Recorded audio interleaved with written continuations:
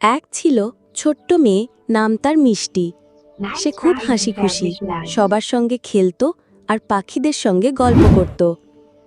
এক রাতে মিষ্টি আকাশের দিকে তাকিয়ে দেখল একটা তারা হঠাৎ মাটিতে পড়ে গেছে। মিষ্টি দৌড়ে গিয়ে তারাটাকে হাতে তুলে নিল। তারা তখন খুব ম্লান, আলো নেই প্রায়। তারা কাঁদতে কাঁদতে বলল, আমি আকাশে ফিরতে পারছি না, আমার আলো নিভে গেছে। মিষ্টি তারাটাকে বুকে জড়িয়ে বলল, চিন্তা করো না, আমি তোমায় আবার আলো ফিরিয়ে দেব। পরদিন সে ফুলের মধু, নদীর ঠান্ডা জল আর নিজের হাসি দিয়ে তারাটাকে খাওয়ালো। আস্তে আস্তে তারার আলো আবার জ্বলে উঠল।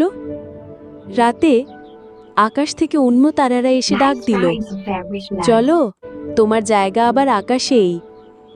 তারা মিষ্টিকে ধন্যবাদ জানিয়ে ঝলমল করে আকাশে ফিরে গেল।